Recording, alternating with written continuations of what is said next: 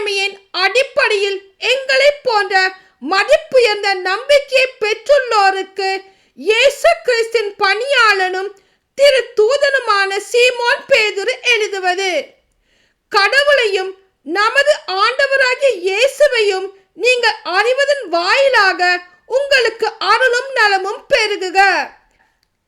கிறிஸ்தவ அழைப்பு. தம்முடைய மாட்சியாலும் ஆற்றலாலும் கடவுள் நம்மை அழைத்துள்ளார். அவரை அறிந்து கொள்வதன் மூலம் இறை பற்றுடன் வாழ்க்கை நடத்துவதற்கு தேவையான எல்லாவற்றையும் அவர் தம் இறை வல்லமையால் நமக்கு அருளியுள்ளார்.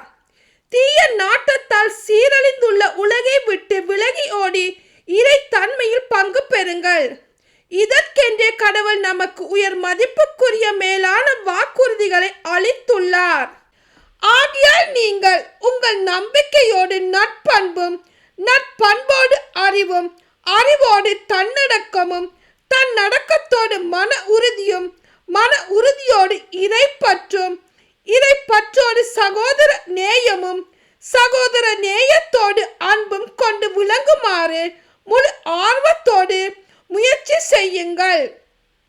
இப்பண்புகள் உங்கள் நிறைந்து பெருகுமானால் நம் ஆண்டவர் இயேசு கிறிஸ்துவை அறிந்துள்ள நீங்கள் சோம்பேறிகளாகவும் பயனற்றவர்களாகவும் இருக்க முடியாது.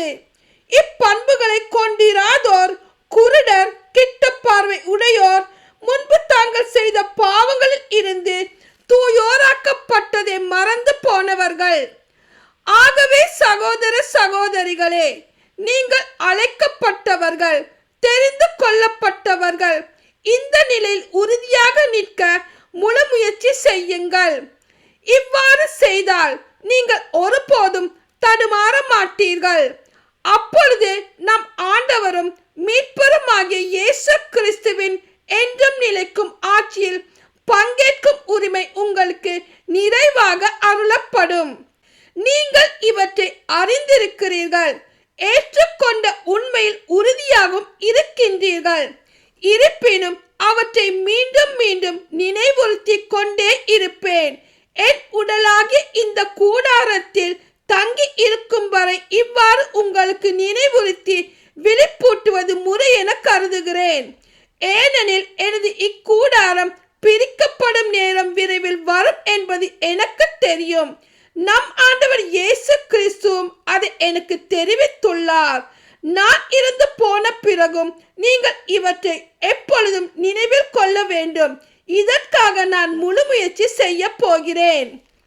கிறிஸ்துவின் மாட்சி. நம் ஆண்டவர் இயேசு கிறிஸ்துவின் வல்லமையும் வருகையையும் பற்றி நாங்கள் உங்களுக்கு தெரிவித்த போது சூழ்ச்சியாக புனை கதைகளை ஆதாரமாக கொண்டு பேசவில்லை. நாங்கள் அவரது மாண்பை நேரில் கண்டவர்கள். என் அன்பார்ந்த மைந்தர் இவரே, இவர் பொருட்டு நான் பூரிப்படைகிறேன் என்று மாற்றமிகு விண்ணகத்தில் இருந்து அவரை பற்றிய குரல் ஒலித்த போது தந்தையாகிய கடவுளிடம் இருந்து மதிப்பும் மாட்சியும் பெற்றார். தூய மலையில் அவரோடு இருந்த போது விண்ணில் இருந்து வந்த இக்குரல் ஒலியை நாங்களே கேட்டோம். எனவே இறைவாக்கினர் கூறியது இன்னும் உறுதியாயிற்று. அவர்கள் கூறியதை நீங்கள் கருத்தில் கொள்வது நல்லது. ஏனெனில் பொழுது புலர்ந்து விடிவெள்ளி உங்கள் இருதயங்களில் தோன்றும் வரை அது இருண்ட இடத்தில் ஒளிரும் விளக்கை போன்றது. ஆனால் மறை நூலில் உள்ள எந்த இறைவாக்கும் எவரது சொந்த விளக்கத்திற்கும் உட்பட்டது அல்ல என்பதை நீங்கள் முதலில் அறிய வேண்டும்.